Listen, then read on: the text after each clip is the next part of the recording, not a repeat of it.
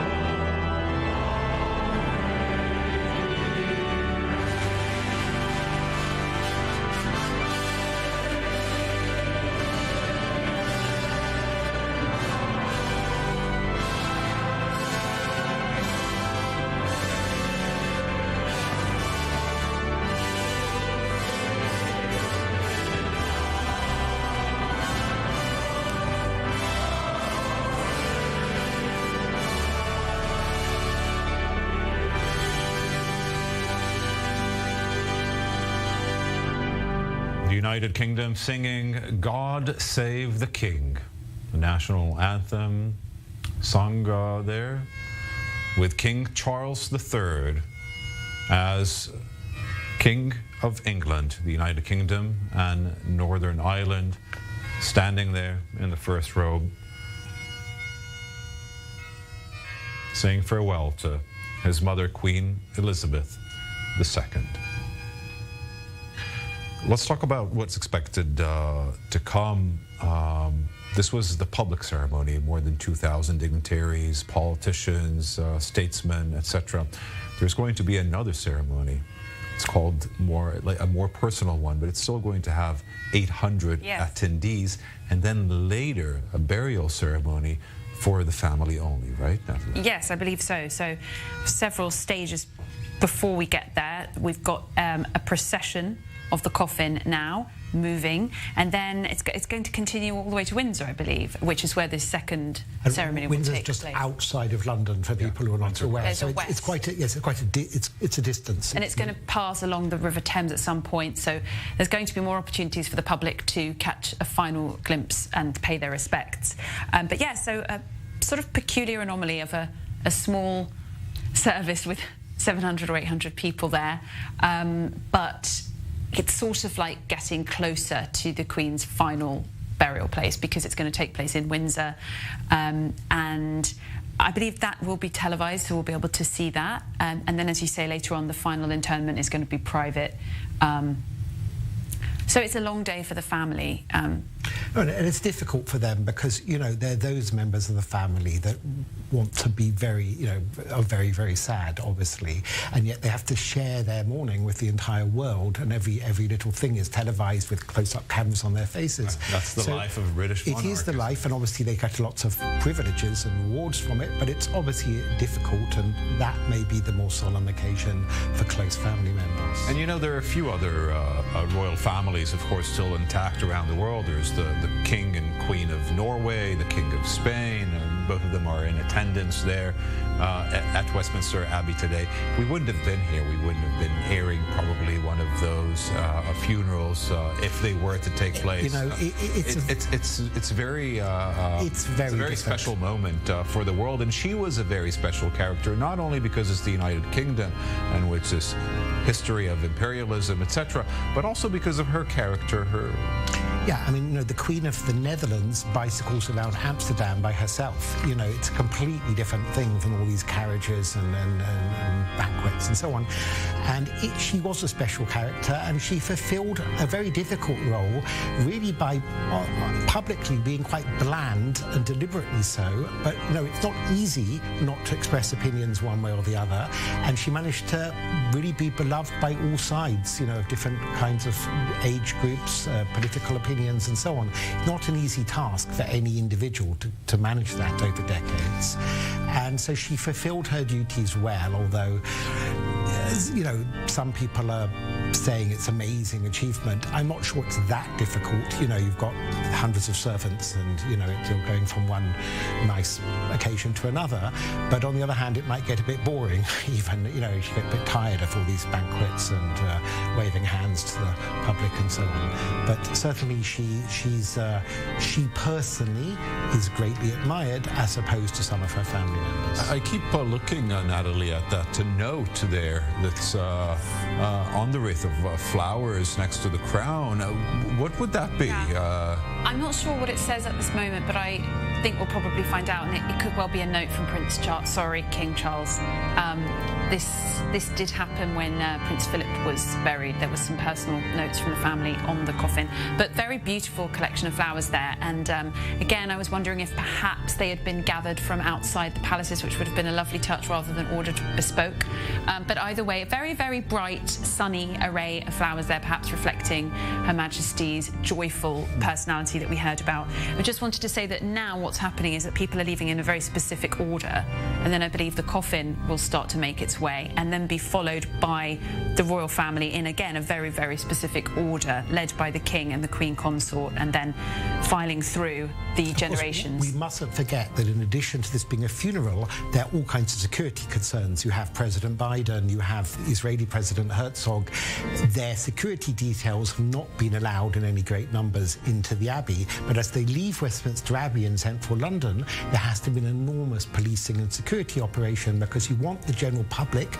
I hear about 1 million British citizens are going to line the route. You want them to be able to see it, but you also want high-profile people, including the US president, to be able to leave without any kind of, threats or harassment of any kind. And what do we know about how she will be buried? I understand that she will be unified with Prince Philip.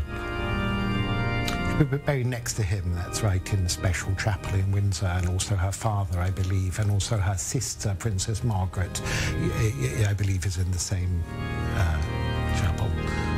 We're seeing the coffin being carried there. First step or first stage of this very long funeral that's going to take the whole day is about to be concluded there. I might add, just since we're on an Israeli channel here, that you have the Israeli President Herzog, and you also have the leaders of a number of Arab countries with which Israel does not have formal diplomatic relations, so they're all gathered here in a church. So it's a little bit ironic in a way. Was Mahmoud Abbas, the president of the Palestinian Authority, invited, or any other dignitary? No, I don't believe he's come, but I'm sure there's a representative. I think a representative came. I don't think it was him. There are also people coming on ambassadorial level, or some people have sent their spouses. For example, President Zelensky of Ukraine, where there's obviously a war on, his wife is in attendance rather than him. I think what was quite beautiful